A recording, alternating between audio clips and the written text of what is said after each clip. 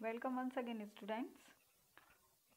मेरे आज के इस वीडियो का टॉपिक है लाइकोपोडियम में युग्मोद्भिद के प्रकार। इससे पहले वाले वीडियो में मैंने आपको स्पोर्स तक पढ़ाया था, स्पोर के जर्मिनेशन तक बढ़ाया था और ये बताया था कि स्पोरोफाइट यानी जो लाइकोपोडियम की जो मेन प्लांट बॉडी है उसमें दो विधियों से जनन होता है, एक वेजिटेटिव और एक एसेक्सुअल रिप्रोडक्शन या जिसे हम कहेंगे रिप्रोडक्शन बाय स्पोर्स, बीजाणु के द्वारा जनन। बीजाणु के द्वारा जनन स्पोरोफिटिक पौधे में जब होता है तो बीजाणु का निर्माण होना एक गैमेटोफिटिक जनरेशन की प्रथम अवस्था होती है, यानी जो बीजाणु होते हैं वो युग्मोद्भिद पीढ़ी का प्रथम स्टेप होते हैं, क्योंकि बीजाणु अगुणित होते हैं और उनके अंकुरण से अगुणित जनरेशन यानी युग्मोद्भिद का निर्माण होता है। तो इस तरह से लाइकोपोडियम या टेरिडोफाइट्स में ऑल्टरनेशन ऑफ जनरेशन या पीढ़ी एकांतरण स्टार्ट हो जाता है। तो स्पोरोफिटिक जनरेशन में पाए जाने वाले जनन के बारे में पढ़ा था पिछले वीडियो में, और ये बताया था कि स्पोर में जर्मिनेशन या स्पोर का अंकुरण होने से युग्मोद्भिद का निर्माण होता है।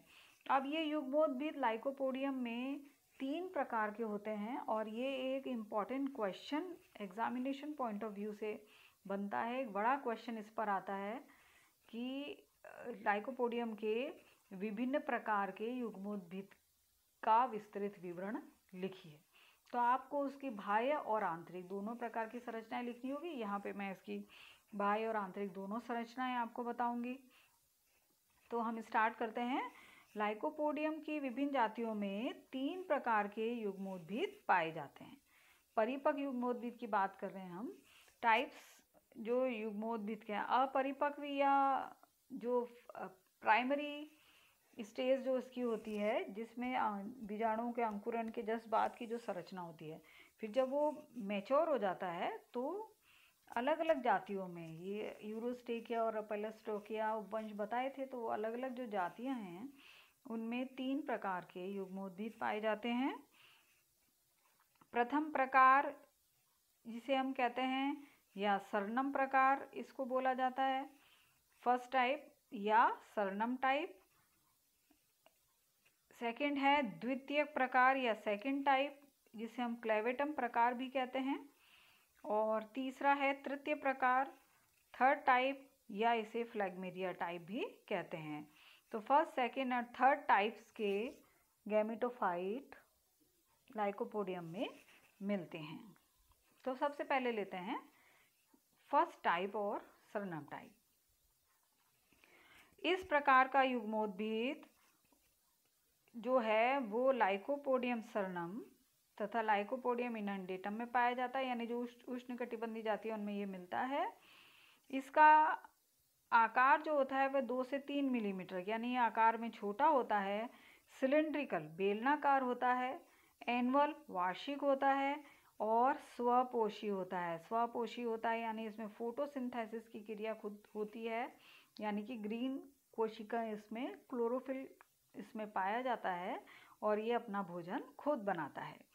इसका आधारी भाग भूमिगत तथा ऊपरी भाग वायवीय अनियमित हरी पालियों से युक्त होता है। रफ डायग्राम के फॉर्म में अगर मैं बताऊं तो इस तरह से इसमें ये पालियां पाई जाती हैं। ठीक है, तो यहाँ पर ये वायवीय अनियमित हरी पालियों और भूमिगत यानी अंडरग्राउंड पोर्शन, और इसमें वायवीय भाग कुछ आधे से ज़्यादा भाग इसका अंडरग्राउंड होता है और ऊपर की तरफ केवल लोब्स दिखाई देते हैं। पालियां, लोब्स इंग्लिश में इसको हम कहते हैं ना, ग्रीन लोब्स कह रहे हैं, इसका मतलब इनमें क्लोरोफिल पाया जा रहा है। तो लोब्स मिलते हैं। भूमिगत भाग से राइजोइड्स मूलाभास विकसित होते हैं तथा इस क्षेत्र में अंतःस्थापित है ना, ये अंतःस्थापित एंडोफिटिक माइकोराइजा के बारे में कल मैंने आपको जब जर्मिनेशन बताया था स्पोर का तब बताया था। बेसल कोशिकाओं से ये प्रवेश करती है, फाइकोमाइसिटीज का मेंबर होते हैं ये फंजाई जो है वो इसमें प्रवेश करती है, और आगे का जितना भी जर्मिनेशन है स्पोर का वो इस फंजाई के प्रवेश करने के बाद ही होता है। तो ये एक सिम्बायोटिक रिलेशनशिप लाइकोपोडियम में शो करता है। फंजाई और लाइकोपोडियम का एक सिम्बायोटिक रिलेशनशिप होता है इस गैमेटोफाइट में।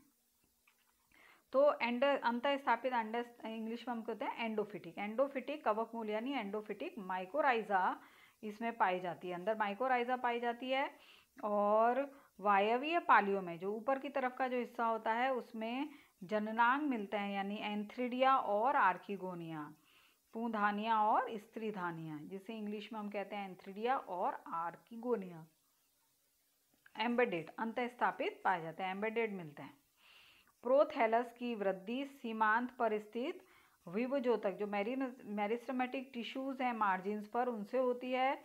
और जो इसके रिप्रोडक्टिव ऑर्गन या जननांग जो होते हैं वो इस मेरिस्टेमेटिक रीजन के पास में उत्पन्न होते हैं। तो इस प्रकार का जो युग्मोद्भिद है वो 3 महीने में ही परिपक्व होता है।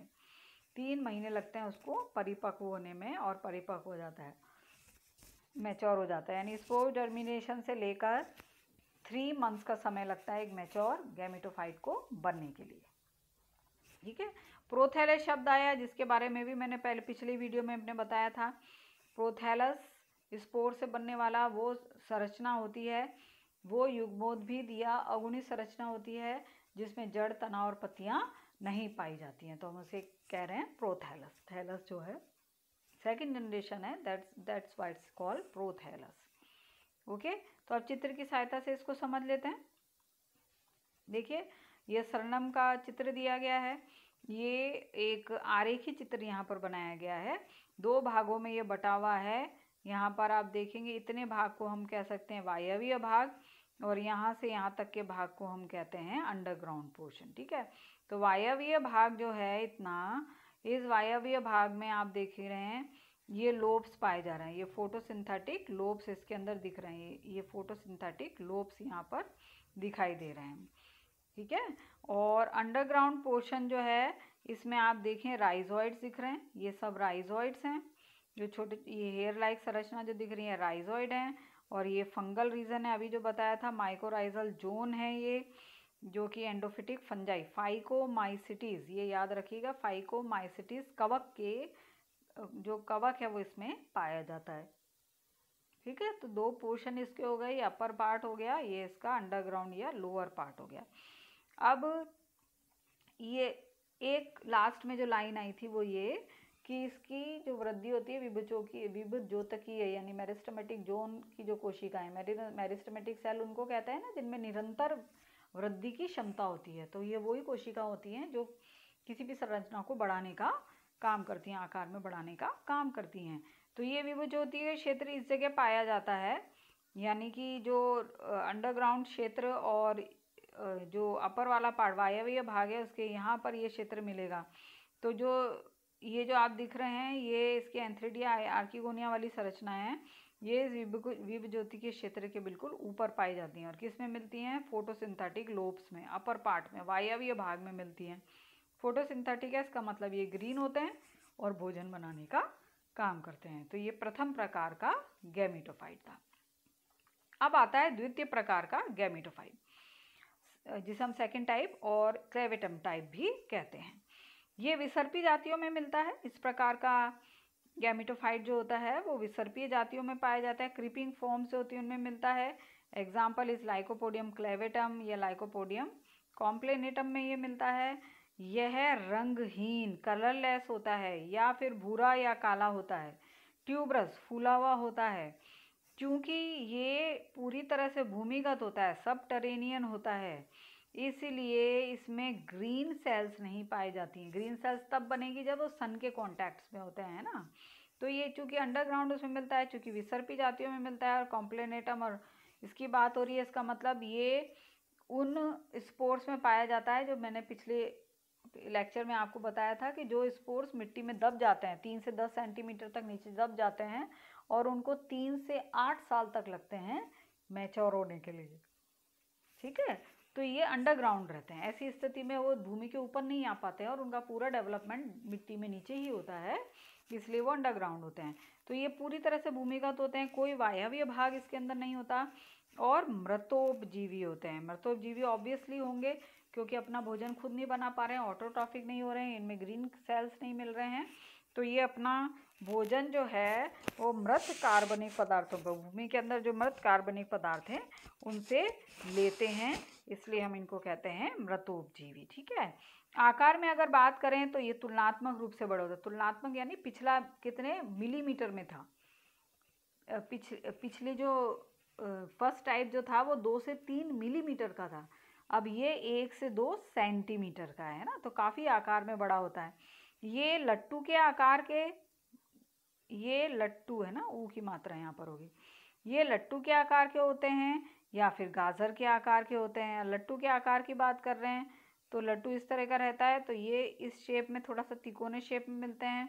या गाजर के आकार के है तो गाजर के आकार के होते हैं तो थोड़े से इस तरह से लंबे मिलते हैं। तो ये इस तरह से अपनी शेप इनमें मिलती है क्लेवेटम, और ये क्लेवेटम में मिलता है लट्टू का आकार, और गाजर का कॉम्प्लेनेटम में।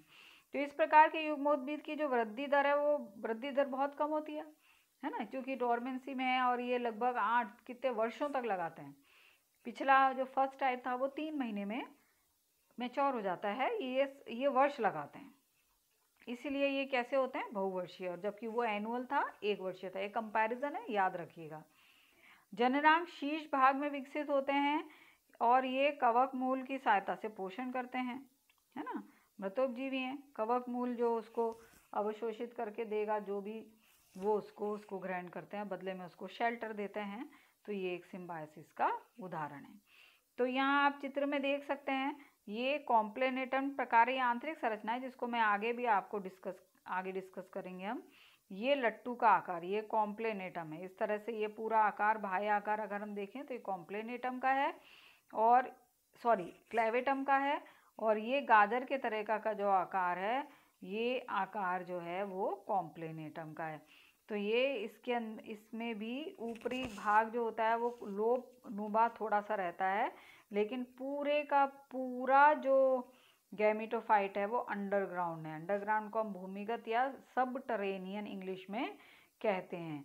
और यहाँ पर भी ये पूरा का पूरा भाग जो होता है वो अंडरग्राउंड ही रहता है, भूमि के ऊपर नहीं मिलता है।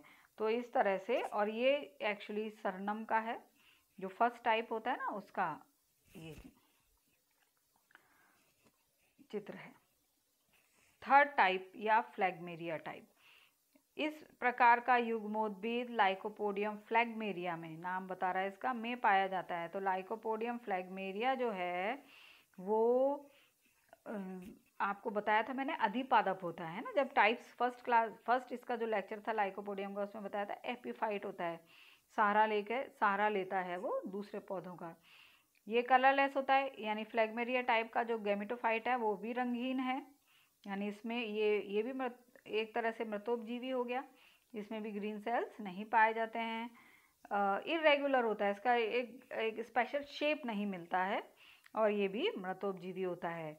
ये कहाँ मिलता है? ये सामान्यतः वृक्षों की विघटित ह्यूमस युक्त छाल के नीचे पाया जाता है। कोई भी ट्री होता है, उस ट्री में जो बार्क रीजन होता है ना, अगर आपने कभी गौर किया हो तो हम नीम के ट्री में एग्जांपल दे रही हूँ जस्ट, कि नीम का जो पेड़ है उसके ऊपर छाल देखते होंगे और उसमें क्रैक्स आ जाते हैं। आप देखते हैं कई छाल्स में जो होते हैं वो क्रैक्स आ जाते हैं ना, तो उसके जो नीचे का भाग हल्का सा गीला सा, जो नमी जिसमें रहती है, ह्यूमस जिसमें रहता है, वहाँ पर ये नीचे वहाँ से ये वहाँ पर ये बनता है, तो छाल के नीचे पाया जाता है। ये भी एक छोटा ट्यूबरस, छोटा सा कंदिल भाग होता है, और ये भी 2 मिलीमीटर का होता है। यानी फर्स्ट टाइप भी ऐसे था 2 से 3 मिलीमीटर का, ये भी 2 से 2 मिलीमीटर व्यास का होता है इसका केंद्रीय भाग, जिसके आधार से अनेक मूलाभास विकसित होते हैं, और इन्हीं मूलाभासों की सहायता से ये उस ट्री ट्रंक, जो वृक्षों की जो स्तंभ पे या छाल के नीचे जहाँ ये पाया जाता है वहाँ पर ये लगा रहता है, और केंद्रीय भाग से अनेक पतली बेलनाकार 1 से 6 मिलीमीटर लंबी भुजाएं विकसित होती हैं। रफ डायग्राम बनाए तो कंदिल भाग है, और कंदिल भाग से इस तरह से कई भुजाएं इसकी निकलती हैं ना, इरेगुलर भुजाएं निकलती हैं, और इन भुजाओं पर ही जननांग उत्पन्न होते हैं। यानी रिप्रोडक्टिव स्ट्रक्चर या सेक्स ऑर्गन्स जो होते हैं वो इन्हीं भुजाओं पर, यहाँ पर इस भुजाओं पर उत्पन्न होते हैं, और इस प्रोथैलस में भी अंतःस्थापित कवक मूल पाया जाता है। अंतःस्थापित अभी मैंने बता दिया, एंडोफिटिक माइकोराइजी इसमें भी पाई जाती है। अब इसका चित्र देख लेते हैं, है ना। ये वाला जो भाग है ये तृतीय प्रकार का है, फ्लैगमेरिया टाइप है। यहाँ पर आप देखेंगे इसका सेंट्रल जोन जो बताया था, ये इसका सेंट्रल जोन है। और इस सेंट्रल जोन में यहाँ पर अपेंडिजेस, ये लोब्स अपेंडिजेस निकल रहे हैं, ये सारे अपेंडिजेस हैं जो इसको अनियमित आकार दे रहे हैं। इसका कोई नियमित आकार नहीं दिख रहा है, ये अनियमित आकार इसको दे रहे हैं और इसी पे ही सेक्स ऑर्गन्स पाए जाते हैं, ठीक है। तो यहाँ पर ये फ्लैगमेरिया टाइप है, डी टाइप है, और ये सरनम टाइप, इसको अभी मैंने चित्र के द्वारा आपको बताया था पहले ही। और ये सिलेगो टाइप है। सिलेगो टाइप के बारे में अभी मैं आगे डिस्क्राइब करती हूँ। सिलेगो एक्चुअली इसकी कंडीशन पे डिपेंड करता है। अगर स्पोर्स का जर्मिनेशन जो होता है वो तुरंत हो जाता है तो वो अलग प्रकार का बनता है, और अगर स्पोर का जर्मिनेशन नहीं हो पाता है, तुरंत डोरमेंट हो जाता है, तो वो द्वितीय प्रकार का बन जाता है, ठीक है। तो अगर स्पोर का जर्मिनेशन हो गया तो फर्स्ट टाइप यानी सरनम टाइप का हो जाता है। सरनम टाइप कैसा है? स्वपोषी बन जाता है। और अगर उसकी अनफेवरेबल कंडीशन रहती है और उसका जर्मिनेशन नहीं हो पाता, वो भूमिगत हो जाता है स्पोर, तो वो मृतोपजीवी हो जाता है। तो सिलेगो एक ऐसा प्रकार है जिसमें फर्स्ट और सेकंड दोनों प्रकार के गेमेटोफाइट बन सकते हैं, जो कि डिपेंड करता है कंडीशन पर, ठीक है। और ये कॉम्प्लेनेटम है गाजर के आकार का, ये कॉम्प्लेनेटम है। तो ये 3 प्रकार यहाँ पर दिखाई दे रहे हैं। अभी जैसे मैंने बोला सिलेगो में क्या होता है? प्रथम प्रकार व द्वितीयक दोनों प्रकार के बीजाणुद्भिद पाए जाते हैं। यदि बीजाणुओं का अंकुरण प्रकीर्णन के तुरंत पश्चात हो जाता है तो वो वायवी हो जाता है, हरा हो जाता है। और प्रोथैलस, ये ध की जगह थ है ना, जो प्रोथैलस है वो विकसित होता है। इसके विपरीत अगर बीजाणुओं का अंकुरण मृदा सतह के नीचे होता है, यानी कि वो भूमिगत हो जाता है, तो द्वितीय प्रकार का निर्माण होता है। तो प्रथम और द्वितीय दोनों प्रकार के प्रोथैलस जो हैं वो सिलेगो में पाए जाते हैं। तो ये 1 मार्क क्वेश्चन यहाँ पर बनता है। सिलेगो आप याद रखेंगे। एक सिलेगो का और सिलेगो अवस्था मैंने बताई थी, अगर आपको याद हो तो, ऑल्टरनेट काइक और स्पोरोफिल जो है उनका जो अरेंजमेंट रहता है, तो वो भी आप याद रखिएगा। सिलेगो अवस्था क्या है, और दूसरा इसमें दोनों प्रकार की गैमेटोफाइट मिलते हैं, कंडीशनल होते हैं वो। अब इसकी लेते हैं आंतरिक संरचना। आंतरिक संरचना जो होती है वो हम डिटेल में जब पढ़ेंगे तो एक्चुअली जो ये बड़ा वाला जो शेप 2 से जो कि सेंटीमीटर्स में 2 से 3 सेंटीमीटर का है, कॉम्प्लेनेटन या क्लेवेटम, उसकी संरचना के बारे में पढ़ते हैं। को युग्मोद्भिद जो होता है वो उसमें 2 भागों में विभेदित है। एक आधारी भाग जिसे हम बेसल रीजन कहते हैं, और एक ऊपरी भाग जिसमें कि जनन संरचनाएं पाई जाते हैं। तो ऊपरी जनन क्षेत्र होता है और नीचे का भाग जो होता है उसे आधारीय भाग कहते हैं। तो आधारीय भाग में क्या होता है? इस क्षेत्र में आंतरिक उत्तक जो इंटरनल टिश्यूज विभेदन जो है वो पाया जाता है, यानी अलग अलग प्रकार के टिश्यूज इसमें मिलते हैं।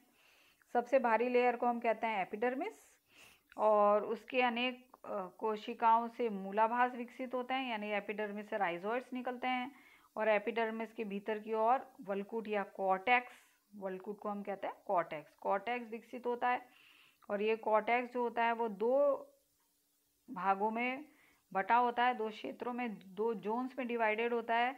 बाहरी कॉर्टेक्स मृदुतकीय, जबकि भीतरी कॉर्टेक्स पैलिसेट जाली कोशिकाएं जो लंबी खम्भ उत्तक, इस तरह से जो लीफ में मिलती हैं, इस तरह से खम्भ उत्तकों में बटा रहता है कि एक स्तर का बना होता है, एक लेयर का खम्भ लेयर होता है, ठीक है। तो कॉर्टेक्स 2 तरह का है। बाहर का जो कॉर्टेक्स है यानी बिल्कुल एपिडर्मिस के नीचे है, जो कि मृदुतकीय कोशिकाओं का बना होता है, और उसके नीचे जो भीतरी इनर कॉर्टेक्स होता है वो लंबी कोशिकाओं का होता है। वल्कुट में भी एंडोफिटिक माइकोराइजा, यहाँ मिसप्रिंट हो गया है, दिस इज कवक मूल या माइकोराइजा पाया जाता है। और केंद्रीय भाग जो उसका बहुत डेंस होता है, जिसमें मृदुतकीय कोशिकाएं पाई जाती हैं और जो भोजन पदार्थ को संचित करने का काम करते हैं, स्टोर करते हैं। जो मृदुतक कोशिकाएं हैं उनका अधिकतर काम स्टोरेज का होता है, तो ये स्टोरेज करने का काम करते हैं। अब दूसरा भाग जो होता है वो ऊपर का अपर रिप्रोडक्टिव जोन या रीजन होता है, यह क्षेत्र मृदुतक से बना होता है ये भी, और इस क्षेत्र में कवक मूल अनुपस्थित होता है। इस भाग में जननांग विकसित होते हैं, इसलिए इसे जनन क्षेत्र कहते हैं। लाइकोपोडियम क्लेवेटम में पूधानियां पहले विकसित होती हैं तथा जनन क्षेत्र के केंद्र में पाई जाती हैं, जबकि स्त्रीधानियां बाद में उत्पन्न होती हैं और सीमांतों पर स्थित होती हैं। जबकि लाइकोपोडियम क्लेवेटम कॉम्प्लेनेटम में एक और पूधानियां और दूसरी और स्त्रीधानियां विकसित होती हैं। इसको चित्र की सहायता से हम देखते हैं। ये क्लेवेटम है। क्लेवेटम का संरचना मैंने कैसे बताई थी, लट्टू के आकार की, है ना। और ये कॉम्प्लेनेटम है। तो हम सबसे पहले ले लेते हैं क्लेवेटम। तो क्लेवेटम में जो संरचना बताई थी वो बताई थी इस तरह से, लट्टू के आकार की रहती है, ठीक है। तो यहाँ पर ये लट्टू का आकार आप देखेंगे, और ये ऊपर का भाग है इसका अपर क्षेत्र, ये पूरा, और ये इसका अपर क्षेत्र है। तो हम पहले ले लेते हैं क्लेवेटम का अपर क्षेत्र है। तो अपर क्षेत्र, अपर रीजन जो रिप्रोडक्टिव रीजन है वो ये अपर रिप्रोडक्टिव रीजन है, पूरे का पूरा ये अंडरग्राउंड ही होता है, ठीक है। और दो जोन, अब यहाँ पे हम भारी लेयर, सबसे बाहर से यहाँ से शुरू करते हैं। ये लोअर जोन के अंदर सबसे भारी लेयर जो होती है इसे एपिडर्मिस कहते हैं। यहाँ मेंशन है, दिस इज एपिडर्मिस, ठीक है। ये एपिडर्मिस जो होती है इस पे राइजोइड्स पाए जाते हैं। ये राइजोइड्स दिख रहे हैं, ये सब एक कोशिकीय राइजोइड्स या मूलाभास यहाँ पर मिलते हैं। और एपिडर्मिस के नीचे का जो रीजन होता है उसको, उस रीजन को कॉर्टेक्स कहते हैं। तो ये कॉर्टिकल रीजन है जिसमें कि माइकोराइजा पाए जाते हैं, ठीक है। और कॉर्टेक्स दो भागों में बटा है, ये आउटर कॉर्टेक्स है और ये लंबी कोशिकाओं वाला ये जो दिख रहा है ये है इनर कॉर्टेक्स, जिसे पैलिसेड रीजन कहते हैं। इसमें भी माइकोराइजा पाए जाते हैं, यानी कॉर्टेक्स का जो भाग है उसके अंदर माइकोराइजा उपस्थित होते हैं। और ये जो सेंट्रल पोर्शन है, ये पूरी मृदुतकीय कोशिकाएं जो दिख रही हैं, ये इसका स्टोरेज रीजन है जहाँ पर खाद्य पदार्थ संग्रहित रहता है। अपर पार्ट में देखते हैं तो अपर पार्ट में स्त्रीधानियां और पूधानियां पाई जाती हैं। और पूधानियां अभी डिस्क्रिप्शन में मैंने बताया बीच में पाई जाती हैं, जबकि स्त्रीधानियां जो होती हैं वो किनारों पर पाई जाती हैं। और पूधानियों का डेवलपमेंट स्त्रीधानी के डेवलपमेंट से पहले होता है। तो पूधानियां जो होती हैं वो पहले डेवलप होती हैं और उसके बाद जो है वो स्त्रीधानियां डेवलप होती हैं। तो इस तरह का ये इसका इंटरनल स्ट्रक्चर है क्लेवेटम का। अब हम ले लेते हैं कॉम्प्लेनेटम। सेम होगा, शेप चेंज होता है। कॉम्प्लेनेटम के अंदर भी वही सेकंड प्रकार है, ये भी अंडरग्राउंड रहता है। इसके भी दो रीजन दिख रहे हैं आपको, ये इसका अपर पार्ट है और ये इसका आधारी भाग है, ठीक है। अपर पार्ट के अंदर कॉम्प्लेनेटम की खास बात होती है कि इसमें एक तरफ स्त्रीधानी और एक तरफ पूधानी पाई जाती है। अभी डिस्क्रिप्शन में मैंने बताया कि कॉम्प्लेनेटम में ऊपरी भाग में एक तरफ स्त्रीधानियां और एक तरफ पूधानियां डेवलप होती हैं, लेकिन इससे पहले जब हमने क्लेवेटम पढ़ा उसके अंदर पूधानियां सेंटर में डेवलप होती हैं और बाद में किनारों पर, सीमांतों पर स्त्रीधानियां डेवलप होती हैं, ओके। तो यहाँ पर ये इसका अपर भाग हो गया। और लोअर पार्ट में वही एपिडर्मिस होती है, सबसे बाहरी लेयर एपिडर्मिस, और एपिडर्मिस पे पाए जाते हैं राइजोइड्स। ये सिंगल लेयर राइजोइड्स आपको दिख रहे हैं। इसके बाद शुरू होता है कॉर्टेक्स रीजन। तो कॉर्टेक्स जो है एपिडर्मिस के जस्ट नीचे आप देखिए एक लेयर यहाँ पर दिख रही है, ये आउटर कॉर्टेक्स। और ये लंबी वाली जो कोशिकाएं हैं पैलिसेड सेल यहाँ पर दिख रही हैं, ये इस तरह से कोशिकाएं रहती हैं। ये पैलिसेड सेल जो होती हैं ये कहलाता है इनर कॉर्टेक्स, ठीक है। दो तरह का कॉर्टेक्स यहाँ पर मौजूद है और इनमें माइकोराइजा पाया जाता है। तो इसमें ज़्यादातर पैलिसेड में माइकोराइजा मिलता है। और सेंटर पोर्शन, ये जो स्टोरेज रीजन जो पूरा ये दिख रहा है मृदुतक कोशिकाओं से बना हुआ, इस रीजन को कहते हैं स्टोरेज रीजन, जिसमें खाद्य पदार्थ संग्रहण का काम ये करता है। तो इस तरह से ये आंतरिक संरचना भी आपको याद रखनी है ना। तो ये क्वेश्चन, छोटे क्वेश्चन के केवल चित्र बनाने के लिए भी पूछते हैं। गैमेटोफाइट की आंतरिक संरचना को ड्रॉ कीजिए, चित्र बनाइए, तो आपको ये चित्र कोई भी एक एग्जाम्पल लेकर उसका चित्र बनाना होगा, ठीक है। तो इस तरह से विभिन्न प्रकार के जो गैमेटोफाइट्स मिलते हैं लाइकोपोडियम में, जैसे कि मैंने शुरू में भी बोला कि ये एक बहुत इंपॉर्टेंट क्वेश्चन बनता है जो 3 प्रकार के गैमेटोफाइट है आपको अच्छे से उनको याद करना है। बहुत ही सिंपल क्वेश्चन है, बहुत ही सिंपल इसका डिस्क्रिप्शन है, लेकिन इम्पॉर्टेंट है, तो अच्छे से ध्यान से इसको याद कर लीजिए। Thank you.